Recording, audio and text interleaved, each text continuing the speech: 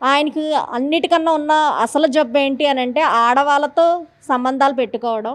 చాలామంది అమ్మాయిలతో అలా సంబంధాలు పెట్టుకుంటూనే 2019 నుంచి పెట్టుకుంటూనే ఉన్నారు. ప్రతిసారి ఏదన్నా దొరికినప్పుడు నేను మందలించడం, లేదు ఇదే లాస్ట్ టైమ్ అనడం అలా చేస్తూనే ఉన్నారు. 2024లో ఒక ఆమె పరిచయమైంది. ఆవిడ పేరు దొడ్డ లక్ష్మి.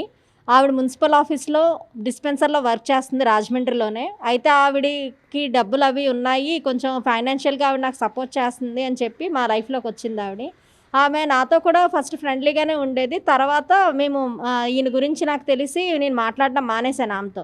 అప్పుడు కూడా ఆవిడని నేను హెచ్చరించాను. మా ఆయన ఇలాంటి ఆయన కొంచెం జాగ్రత్తగా ఉండండి అది ఇది అని చెప్పాను. బట్ ఆవిడ నేనేదైతే ఆమెకు చెప్పానో అన్నీ రివర్స్‌లో చెప్పి నా భర్తను లొంగదీసుకొని ఆవిడ కంట్రోల్‌లో పెట్టుకొని ఇప్పుడు విపరీతమైనటువంటి వాళ్ళిద్దరు ఇల్లీగల్ రిలేషన్‌షిప్‌లో ఉండి ఆయన నన్ను ఇప్పుడు చంపేయడానికైతే ట్రై చేస్తున్నారు. ఇప్పుడు నేను అవసరం లేదు. నా స్థానంలోకి ఆవిడని తీసుకురావాలి.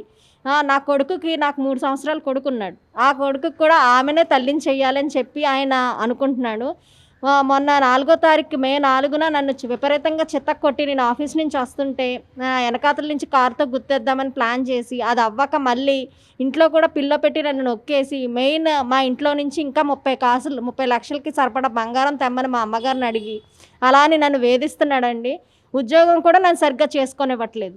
ఉద్యోగంలో కూడా వచ్చి అనుమానించడం ఇవి చేస్తున్నారు. సరే నేను తప్పు చేయలేనప్పుడు నేనెందుకు భయపడాలని చెప్పి నేను ఓకే అని చెప్పి అనుకుంటే, ఆళ్ళతో ఎందుకు మాట్లాడుతున్నావు? నువ్వు ఫీల్డ్ వర్క్ ఇంకెందుకెళ్తున్నావు? నా ఉద్యోగం ఎలా చేయాలో కూడా తనే చెప్తున్నారు. ఆవిడని ఇప్పుడు ఎలా అంటే నేను కూడా ఆవిడతో స రి పాటు ఉండి ఒక ఫ్యామిలీ మెంబర్‌లా ఉండాలి అనేది ఆయన కోరిక. ఇప్పుడు నేను అలా ఒప్పుకోవట్లేదనే నన్ను చంపేయాలని ట్రై చేస్తున్నాడండి.